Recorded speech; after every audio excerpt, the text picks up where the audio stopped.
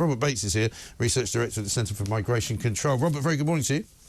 Morning, Mike. Thanks for having me. Not at all. Border Security Demand are talking about smashing the gangs. Another £150 million is going to be given to them. They're going to be looking at hiring drones and putting them up in the Channel and watching these people as they come to Britain.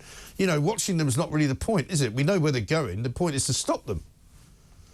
Yeah, his speech yesterday seemed to set out an incredibly elaborate plan, a lot of cooperation, as you say, a lot of surveillance technology. None of it will actually make the slightest bit of difference in stopping the flows and actually clamping down on those wanting to enter the UK, but it helps him pitch this issue in a framing that he feels more comfortable in. You know, he was talking a lot yesterday about this being a matter of global justice and how we needed to make sure that the way we deal with illegal migration is through a progressive lens. And I think a lot of people, especially talkTV viewers, will have been looking at this issue and thinking, you know, there's a bigger issue afoot here. It's the British security, it's the British national security. We've got people being murdered by illegal migrants. We've got people being maimed by illegal migrants. But that didn't seem to appear in his thinking at all yesterday. As you say, you know, the numbers that we're now seeing, 17,000 have come in under Labour, and you have to wonder, where do they actually go from here? Because we can cooperate with Europe as much as possible when it comes to trying to clamp down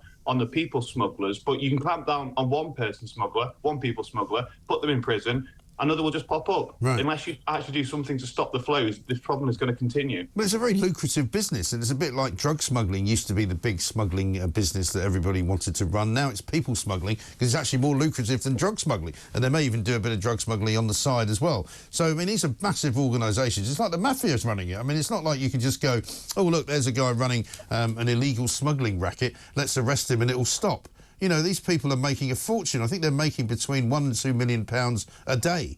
They're hardly just going to be put off, are they? No, exactly. It's exactly that. I mean, you put one person in prison, another person will simply be stepping up to the plate. And I'm really concerned by what Keir Starmer does seem to be proposing, which seems to be ever closer cooperation with Europe on this problem. He needs to realise, and Yvette Cooper needs to realise, that dealing with Europe is a complete red herring on this issue, because we have it within our own power. It's a gift that we can give to ourselves to stop this problem in a matter of months, and that requires us to set out a very clear deterrent. We have something resembling a deterrent under the Conservatives. It wasn't quite going to be effective enough, but that was, it at least identified the basic premise of where we need to be moving with this issue, and we need to stop putting up people in incredibly lavish hotels. We need to start thinking about deporting those that are here illegally, rather than granting amnesty to the tens of thousands that Labour seem to be proposing. Otherwise, people are going to keep looking to Britain and thinking, there's a soft touch. I reckon if I can get foot on their land, I'll be able to stay. Yeah, well, they're not wrong, are they? Because that's apparently what's happening. And the Labour government, we know, has already put out feelers for more hotels to be joining their campaign to house more migrants. They know they're looking for more, you know, affordable housing for them to live in. They're also looking at building more asylum seeker, you know, sort of centres in Kent so that they can process all of them. And when they say process, I don't know what that means. Do they mean process and kick out? Do they mean process and accept them to be able to stay? Do they mean process and put them on a fast-track justice system into prison? What do they mean? Yeah, so I've always interpreted the Labour's meaning behind processing as effectively putting them up in a nice warm hotel and then letting them wait for a couple of weeks and then waving them through, because we know now that the grant rate for those that are coming into the UK and claiming asylum is ultimately, if you take into account appeals, it's in the high 70%. There's a bigger problem here as well. Let's not forget, there was a recent study that came out, I think by the Home Office, that showed that only about 50% of the actual processes undertaken whilst assessing these claims for asylum are of a robust enough quality to make sure that the correct decision has been taken. So what we're actually ending up with is effectively a wave-through system. We're ending up with people, because the backlog is so great, we're told how it's essential that we clear that as quickly as possible, that people have ended up being given asylum that don't actually have any legitimate claim for this. And ultimately, the Labour Party are going to keep doubling down on this strategy of clearing the backlog, where we know that clearing the backlog effectively means an amnesty. Yeah, it just means letting them all in, doesn't it? Which is not what people want, it's not what people voted for, and it's not what they said they would do, you know. And since they said they were going to smash the gangs when they got in, the only thing they've really done is take ages, I think 2.5 months or maybe 3 months, to appoint even a border commander.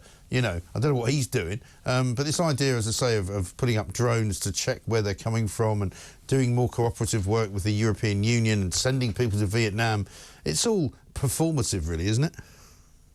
Yeah, it is, and it's all twiddling around the fringes, because you look at the impact these kind of things will have. You know, we might, via drones, be able to capture one people smuggler here, or we might be able to, via third-party deportation schemes, remove a few people back to places like Vietnam. But the very essence of the Labour Party's policy here is clearing the backlog, and that effectively, as I've said, does mean granting amnesty, and that might bring down the costs that we're having to spend on hotels. It might bring down the costs of the asylum system, but what it does then is it hides the costs within the wider welfare bill, because once these people are given refugee status, they of course become eligible for universal credit, all other kinds of benefits. They become eligible to bring over family members, and that further compounds the problem. But we won't be able to see the costs at that point, because these people will just be subsumed into the wider welfare bill. So the problem might be appearing to go away under the Labour Party if they continue down this route, but in fact it's getting a lot more entrenched, and it's becoming a lot more costly actually for the British taxpayer. It really is, and it's not working. Robert, good to talk to you. Thanks very much indeed. Robert Bates, their Research Director